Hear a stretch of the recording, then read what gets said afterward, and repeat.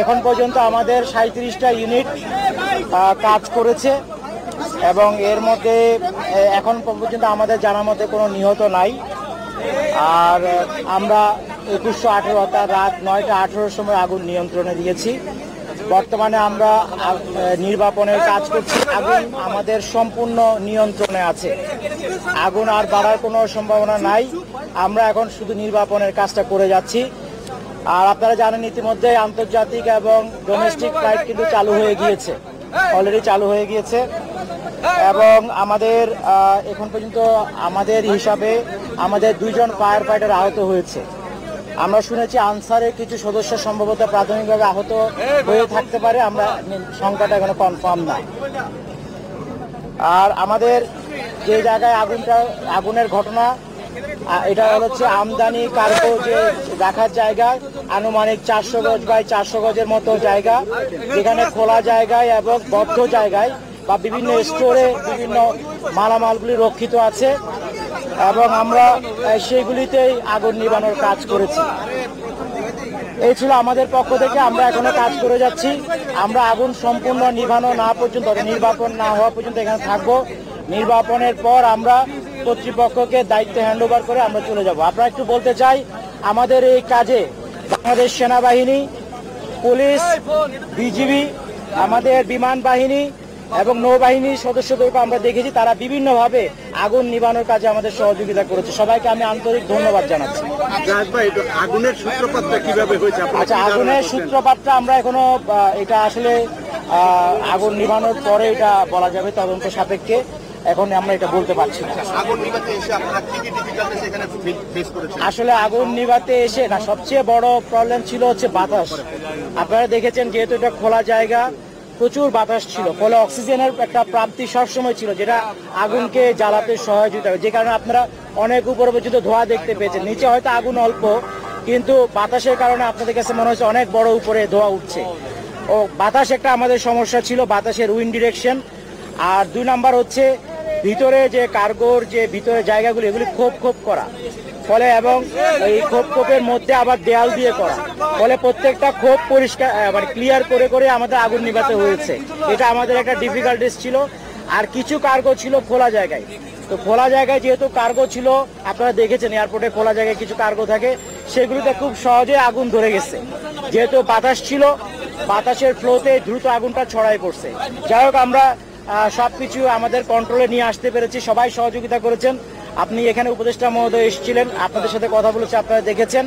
আমাদের চেষ্টা জারি আছে এবং আমরা দ্রুত সময়ে চেষ্টা করেছি যাতে ইন্টারন্যাশনাল ফ্লাইট এবং ডোমেস্টিক ফ্লাইট চালু করে দেওয়া যায়, এবং সেটা অলরেডি হয়েছে। আপনি বললেন যে আগুন আর স্প্রেড করার সম্ভাবনা নাই। আপনারা কি রক্ষা করতে পারলেন এই এলাকায়, বিশেষ করে? এটা এই মুহূর্তে বলা যাচ্ছে না, কারণ এটা কিছু রক্ষা হয়েছে কিছু না, অনেক না। আগুন আমরা যখন আগুন নির্বাপনের কাজ চলছিল, তখন আমরা একদিকে আগুন নিভিয়েছি, আরেকদিকে আমরা জায়গা করে দিয়েছি জিনিসপত্র বের করে নিয়ে আসার জন্য। তো অনেক জিনিসপত্র আমরা দেখেছি বের করতে, এখন কি পরিমাণ কতটুকু এটা আসলে এই মুহূর্তে বলা সম্ভব না, বাট কিছু কিছু জিনিসপত্র বের হচ্ছে। এরকম কোন সংবাদ আমরা পাই। তবে যেটা হয়, এয়ারপোর্ট একটা গুরুত্বপূর্ণ এলাকা, এখানে ঢুকতে হলে একটু বুঝে শুনে ঢুকতে হয়। আমরা এখনো জানতে পারি। আমাদের কেউ একজন সম্ভবত উপরে ড্রোন চালাচ্ছেন, এটা কিন্তু একটা আন্তর্জাতিক বিমানবন্দর, এখানে কিন্তু ফ্লাইং হচ্ছে।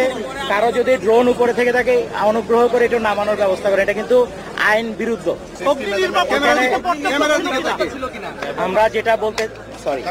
আমরা যেটা বলতে চাই সেটা হলো, আমরা এখন কাজ করছি। কাজ করা অবস্থায় আমি একটা মন্তব্য করাটা ঠিক হবে না। আমরা এখন কাজ করেছি, কাজ শেষে আমরা বুঝবো কোন জায়গায় আমরা প্রবলেমগুলি ফেস করেছি। আমরা তো সবাই বিভিন্ন জায়গায় কাজ করছি, সম্মিলিতভাবে আমরা যখন মতামতটা পাবো, তখন আমরা বলতে পারবো কি কি মানদণ্ডটা ঠিক মতো ছিল না বা কোন জায়গায় তারা প্রবলেম ফেস করেছে। এখন তো আসলে আমরা সেইগুলি চেয়ে কিভাবে একটা আন্তর্জাতিক এয়ারপোর্টকে দ্রুত সচল করা যায় সেটাতে আমরা ব্যস্ত ছিলাম। আমরা সেটা আল্লাহর রহমতে করেছি। এখন আমরা বাকিটা আমাদের সবার সাথে বসবো, কোথাও কোনো সমস্যা ফেস করেছে কিনা, এক ভাই জানতে চাইলেন কোনো কিছু উদ্ধার করা সম্ভব হয়েছে কিনা, সেগুলো তখন জানা যাবে। এই মুহূর্তে এটা আসলে বলার, এখন আমাদের কাছে প্রথম প্রায়োরিটি হচ্ছে আগুনটাকে সম্পূর্ণ নিয়ন্ত্রণ এবং নির্বাপন করে ফেলা, সেটা আমরা করছি। যেখানে আগুন লেগেছে তার পাশে ফায়ার সার্ভিসের অফিস ছিল, তো তারপরেও কেন আগুনটা এত দ্রুত ছড়িয়ে না, পড়লো? এখানে তো কোনো ফায়ার সার্ভিস এখানে তো এয়ারপোর্টের মধ্যে ফায়ার সার্ভিসের কোনো অফিস নেই। এটা আপনার মনে তথ্যটা ঠিক। তাহলে আপনারা কি সেখানে ভেতরে প্রবেশ করতে হ্যাঁ, প্রবেশ করি। আমাদেরকে আমরা যখন 2:30 1430 খবর পেয়েছি, তারপরে আমরা মুভ করেছি।